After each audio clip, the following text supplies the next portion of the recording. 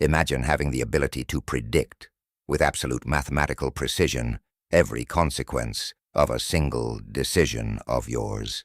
No margin for error, no illusions, no famous "I didn't know."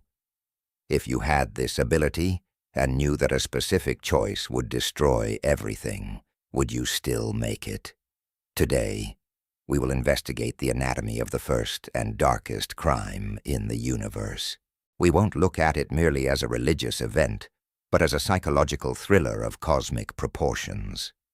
We will explore why the minds of celestial beings operate on such a frightening frequency, what the trigger of the original rebellion was, and why human ignorance, ironically, is our greatest protection. If you are fascinated by analyzing the deepest corners of spirituality and the mysteries that transcend our dimension, this is the time to confirm your subscription to the channel and leave that like. Your support is the fuel that allows us to keep deciphering these enigmas. All set? Then follow this reasoning.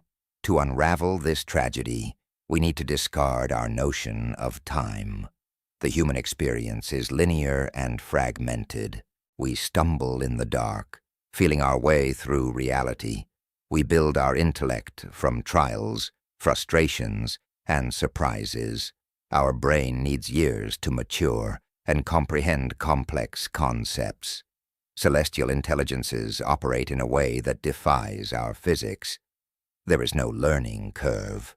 Upon awakening to existence, these entities access the entirety of cosmic information in a single pulse of consciousness. Like a supercomputer processing all the data of the universe simultaneously, they understood the architecture of reality, the hierarchy of divine power, and the destiny of all things in an instant flash of absolute clarity.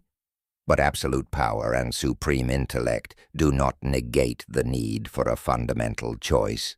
Forced loyalty has no value. True devotion demands the freedom to say no. The turning point occurred when the final design of the universe was presented to them. A voluntary act of limitation was demanded from these monumental forces. They would have to bend their immense capacity to serve a purpose that would exalt a different creation. Beings made of matter, fragile, and until then, non-existent. It was demanded that the pure spirit serve the fragility of the flesh that would come to exist. In that millisecond of eternity, a cold and irreversible calculation was made by those legions. Faced with the glory of being autonomous and the pride of their own magnificence, they rejected submission. It was not an accidental slip or a momentary confusion. It was a declaration of independence, crafted with the purest lucidity, and the consequence was an immediate collapse, a fracture in reality that cast them into the abyss they chose for themselves. This leads us to the great paradox of divine justice.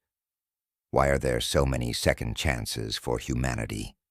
While for these entities the verdict was definitive and lethal, the answer is as fascinating as it is frightening. The privilege of blindness. In the court of the universe, our fragility is our main defense attorney. We act on impulse, are deceived by our own feelings, manipulated by circumstances, and often have no idea of the havoc our actions will wreak. We change course because we are vulnerable.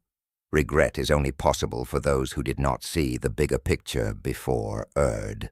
The dark forces do not have this shield.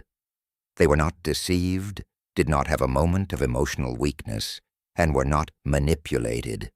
They mapped all the pain, all the deprivation, and all the suffering that the rebellion would bring, and yet signed the contract. As their worldview was total from the beginning, the decision also became total and immutable. The door closed from the inside. The greatest proof of this paralyzing mentality comes from the contemporary spiritual battlefields. Experts facing these entities attest to a unanimous characteristic. petrified pride. When interrogated under deep spiritual pressure, these forces recognize the agony of their condition. They feel the overwhelming weight of being disconnected from the source of life and admit their own ruin. However, when questioned about the root of their choice, hostility resurfaces intact. It becomes clear that even being consumed by their own emptiness, they prefer to reign in devastation than to admit fault and return to submission. It is vanity elevated to its most lethal and eternal form. This reflection holds up a mirror to us. We possess what the spiritual universe considers the most precious asset, the time to change our minds. The undo button is still active for us, and have you ever stopped to think that our vulnerability and ignorance are, in fact, the engines of mercy? How do you see this colossal difference between the human mind and the minds of these original creatures? I want to read your thoughts in the comments section below.